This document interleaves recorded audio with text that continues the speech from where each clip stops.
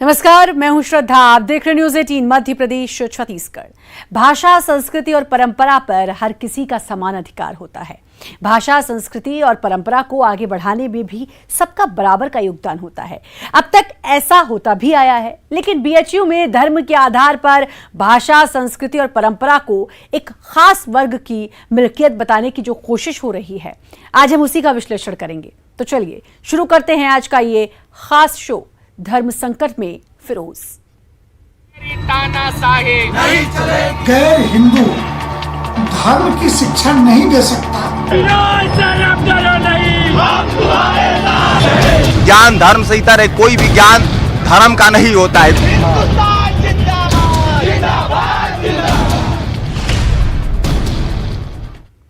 कहते हैं गुरु का कोई धर्म नहीं होता, उसका धर्म तो सिर्फ शिक्षा का प्रचार होता है। एक शख्स सारे इम्तिहान पास कर जयपुर से बीएचयू पहुंचता है संस्कृत पढ़ाने, लेकिन वहां उसके नाम और उसकी पहचान की वजह से उसका विरोध शुरू हो जाता है। उसकी तालीम पर सवाल उठने शुरू हो गए। आइए आपको इस विरोध और संस्कृत के धर्म संकट की पूरी कहानी सिलसिलेवार ढंग से बताते हैं। गैर हिंदू धर्म की शिक्षा नहीं दे सकता और हम अपनी धार्मिक शिक्षा किसी अन्य धर्मावलंबी से नहीं ले सकते।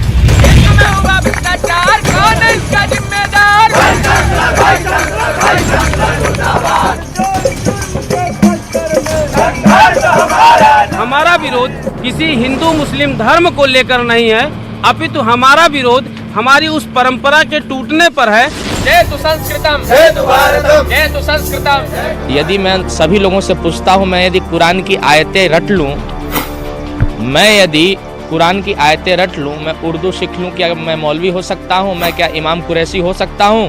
कोई अपना धर्म गुरु हमको बना सकता है क्या? ये मिजाज बनारस हिंदू विश्वविद्यालय का मिजाज नहीं है, क्योंकि बनारस हिंदू विश्वविद्यालय का मिजाज तो इससे कहीं जुदा है, कहीं अलहदा है।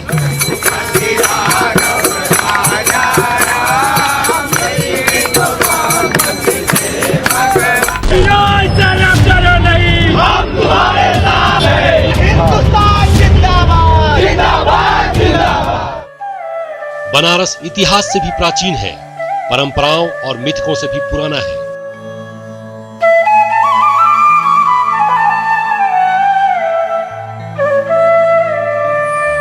इतिहास, परंपराओं और मिथकों के आधार स्तंभ पर बसी काशी महज तीनों लोकों से न्यारी ही नहीं, बल्कि सर्व विद्या की राजधानी भी है। बसी है गंगा के रम्य तट पर ये सर्व विद्या की राजधानी, राजधानी मधुर मनोहर अतीव सुंदर ये सर्व विद्या की राजधानी, राजधानी। जो सर्व विद्या की राजधानी हो, जहाँ के फिजाओं में आपसी भाईचारे और मोहब्बत की मिश्री घुली हो, वहाँ धर्म के नाम पर आज कड़वाहट के हथौड़े चल रहे हैं। असंवैधानिक नियुक्ति किए गए मालवीय मूल्यों को अनदेखा करके, जैसे हमारे एक शिलापट है, आप जाइए, उसका भी आप लोग वो लीजिए, और जो भी हमारे पास जो भी एक्ट बीएचयू एक्ट बने हैं शुरू से लेकर के, उन सभी चीज़ों के हैं। हमारे यहाँ जो संस्कृत डिपार्टमेंट है उसमें साहित्य विभाग में एक फिरोज खान जी की नियुक्ति हुई है, उसको लेकर के हम यहाँ धरने रहते हैं। काशी हिंदू विश्वविद्यालय के साहित्य विभाग में एक नियुक्ति की गई है षड्यंत्र पूर्वक, जो काशी हिंदू विश्वविद्यालय अधिनियम 1915 के विरुद्ध है। और जिस तरीके से पैसा ले दे करके इस तरह की नियुक्तियां काशी हिंदू विश्वविद्यालय में की जा रही हैं, वो महामना के मूल्यों पर गहरा आघात पहुंचा रही हैं, और हम उसके विरोध के लिए सतत बाध्य हैं। फिरोज खान जी का पूरे खुले दिल से स्वागत है, चूंकि हम लोग वसुधैव कुटुंबकम की विचारधारा वाले हैं। हमारा बस प्रश्न इतना है कि हमारी जो परंपरा है, क्या वह यज्ञोपवीत धारण करेंगे, क्या वह शिखा सूत्र धारण करेंगे, क्या वह श्रावणी कर्म करेंगे? तो जो हमारी परंपरा है उसको धारण करते हैं तो हमारा खुले दिल से स्वागत है। ये विरोध शुरू हुआ है राजस्थान की राजधानी जयपुर से बीएचयू के छात्रों को संस्कृत पढ़ाने गए एक शख्स के नाम पर। जिसके नाम से उसके मजहब का बोध होता है, जिसका वजूद बीएचयू में पढ़ने वाले चंद छात्रों के हिसाब से इतना मुकम्मल नहीं है कि वो उन्हें संस्कृत पढ़ा सके, वेद का अर्थ बता सके, गीता का सार सिखा सके। सनातन हिंदू धर्म में सीधे सीधे अन्य मतावलंबी के द्वारा हमें धर्म की शिक्षा वो देगा, ये इसका विषय है। और महामना की सोच भाषा को लेकर के बहुत बड़ी थी। ऐसा नहीं था कि उनके मुसलमान मित्र नहीं थे। समझ से परे धर्म और भाषा की इस जंग की बात हम बाद में करेंगे। हिंदू को हिंदू और उर्दू को मुस्लिमों की मिल्कियत समझने वाले इस सोच को, जो सोच नहीं बल्कि हिंदुस्तान की आत्मा पर चोट है, उसकी बात भी हम बाद में करेंगे। पहले उस फिरोज को जान लीजिए जिसकी रूह में संस्कृत बसती है, जिसकी रगों में खून से ज्यादा गीता का सार घुला है, जिसे विरासत में उर्दू नहीं संस्कृत का ज्ञान मिला है। राजस्थान और संस्कृत की जो सोहबत शुरू हुई, उसी सोहबत की वजह से बनारस हिंदू विश्वविद्यालय के गेट तक पहुंचे हैं संस्कृत के गुरु बनकर बीएचयू में संस्कृत पढ़ाने के लिए। उनके संस्कृत सीखने में भले कभी किसी को आपत्ति नहीं हुई, लेकिन उनके संस्कृत पढ़ाने पर आपत्ति है। उन आपत्तियों की बात करेंगे। पहले उस प्रक्रिया को जान लीजिए जिसकी वजह से फिरोज ने संस्कृत पढ़ाने की योग्यता हासिल की है। 5 नवंबर को फिरोज खान को इंटरव्यू के लिए बुलाया गया था। संस्कृत विद्याधर्म विज्ञान में असिस्टेंट प्रोफेसर के लिए इंटरव्यू था। असिस्टेंट प्रोफेसर के लिए फिरोज खान के पास सारी योग्यताएं थी। इंटरव्यू में फिरोज ने दूसरे सभी उम्मीदवारों से ज्यादा अंक हासिल किए। अंकों के हिसाब से बीएचयू ने फिरोज खान का चयन कर लिया। 6 नवंबर को फिरोज को बीएचयू ने नियुक्ति का प्रमाण पत्र दे दिया। मतलब सभी नियम कायदों को ध्यान में रखकर नियुक्ति पत्र जारी किया गया। लेकिन जब फिरोज खान ज्वाइनिंग के लिए बीएचयू पहुंचे तो कुछ छात्र उनकी ज्वाइनिंग के विरोध में धरने पर बैठे मिले।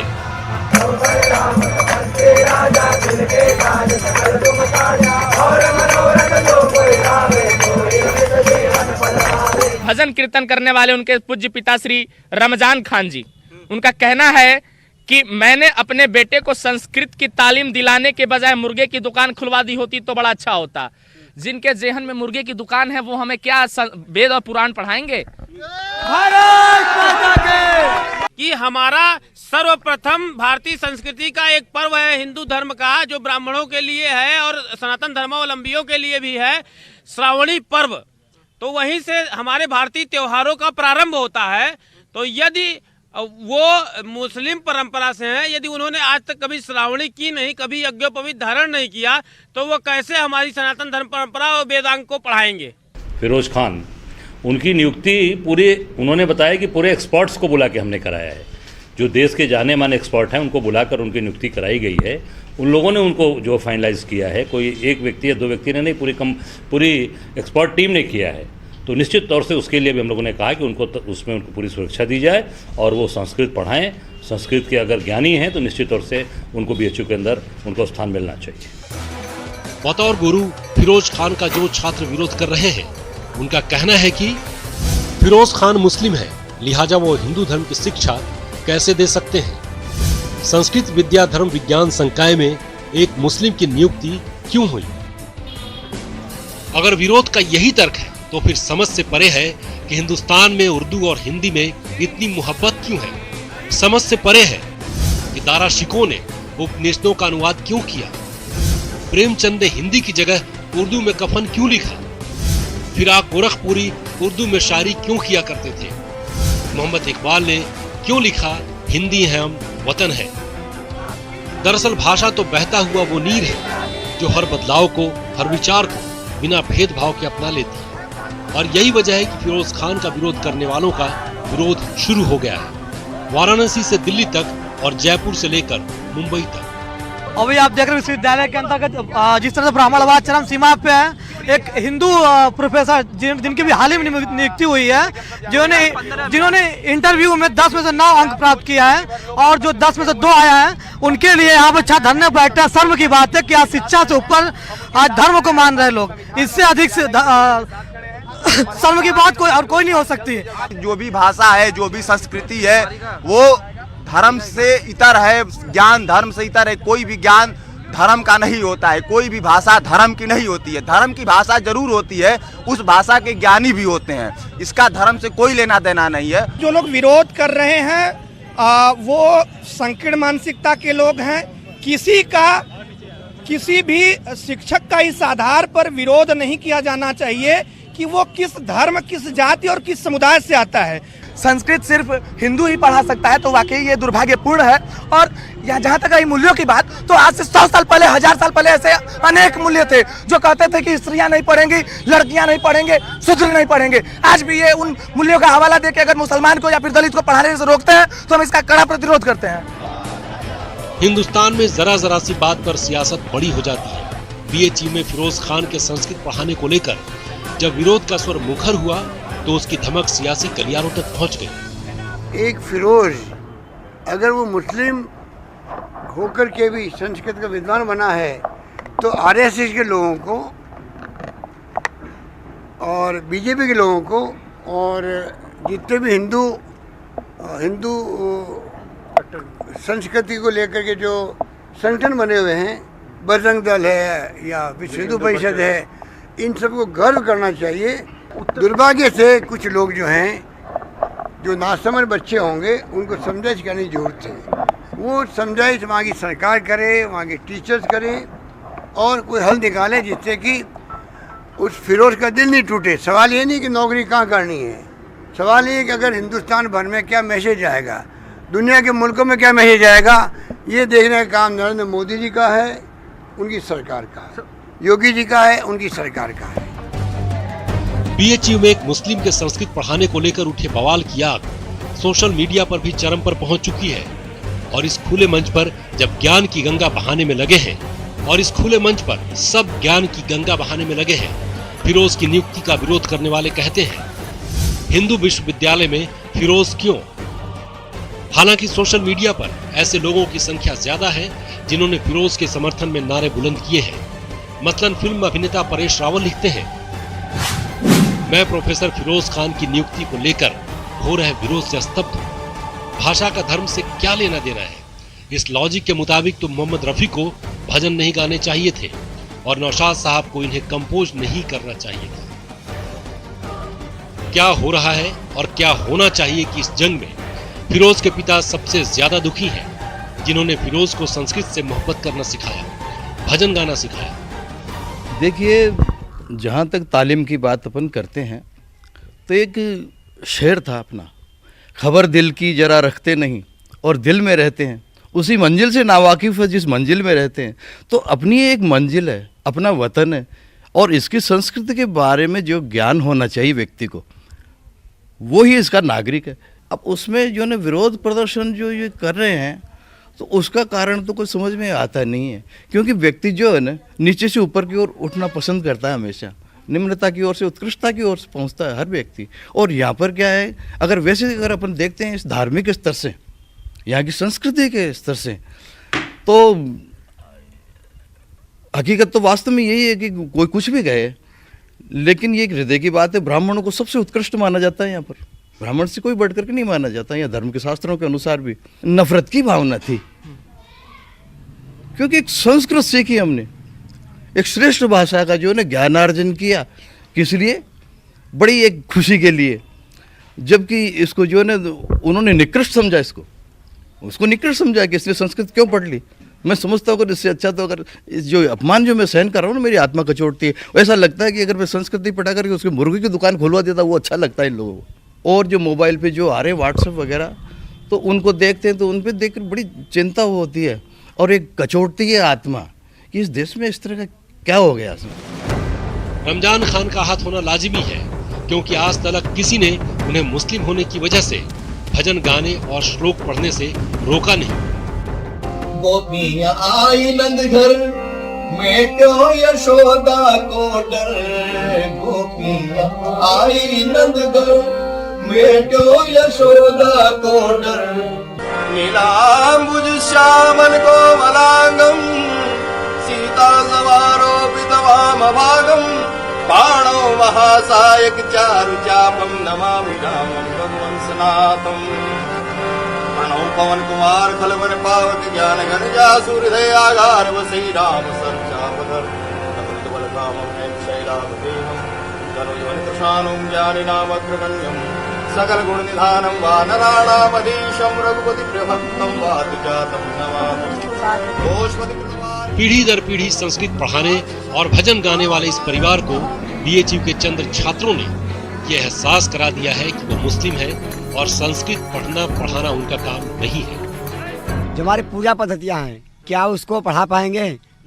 और उसके बाद जो हमारा साल भर में एक श्रावणी उपाकर्म होता है, उसमें गौमूत्र का जो है पान करना, पंच गोबर से गोमूत्र से इत्यादि जो पंच जो है गव्य है इससे स्नान करना, क्या वो कर पाएंगे? जनेऊधारण करेंगे वो? हमारे धर्म में 16 संस्कारों की स्थापना की गई है। उस 16 संस्कार से संस्कृत जो होते हैं वही हमारे धर्म में धर्मयुक्त धर्म शिक्षक के योग्य होते हैं। जो हमारा धर्म विज्ञान है, जो हमारे वेदांग हैं, उनको पढ़ाने का अधिकार केवल सनातन धर्मावलंबियों को ही है। ऐसा महामना ने इस विश्वविद्यालय के स्थापना के समय ही उल्लिखित कर दिया है। जो काशी हिंदू विश्वविद्यालय अधिनियम 1915 जो ब्रिटिश पार्लियामेंट से पास था उसमें भी उल्लिखित है। काशी हिंदू विश्वविद्यालय अधिनियम 1951 जो सर्वोच्च सदन से पास है उसमें भी उल्लिखित है। इन सब मामलों में फिरोज ने खामोशी का लबादा ओढ़ दिया है। उन्हें समझ में नहीं आ रहा क्या करें और क्या ना करें। जो लोग फिरोज की शख्सियत से नावाकिफ है उन्हें फिरोज का गाया हुआ ये गाना जरूर सुनना चाहिए।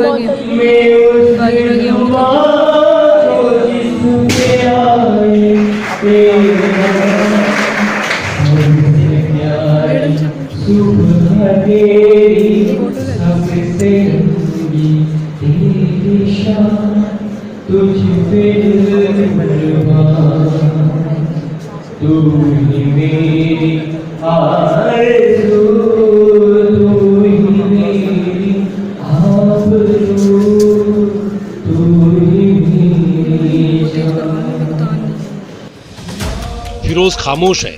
विरोध और समर्थन का शोर वाराणसी की फिजाओं में गूंज रहा है और इन सब के बीच वाराणसी की वो पहचान खो रही है जिसमें उसके पारस होने की बात कही जा रही है, जिसके स्पर्श मात्र से सब कुंदन हो जाते हैं। उस बीएचयू की आत्मा खो रही है जिसके कुल गीत में लिखा है ये वेद ईश्वर की सत्यवाणी है।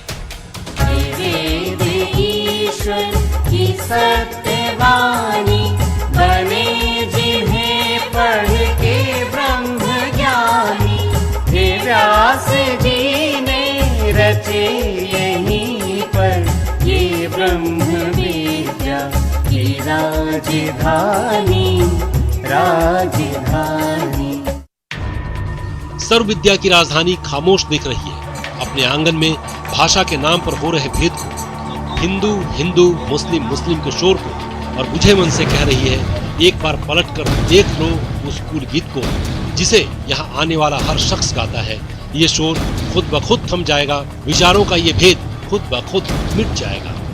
नहीं है ये ईद पत्थर है विश्वकर्मा का कार्य सुंदर, रचे हैं विद्या के भव्य मंदिर, ये सर्वश्रेष्ठी की राजधानी राजधानी। मधुर मनोहर अतीव सुंदर ये सर्व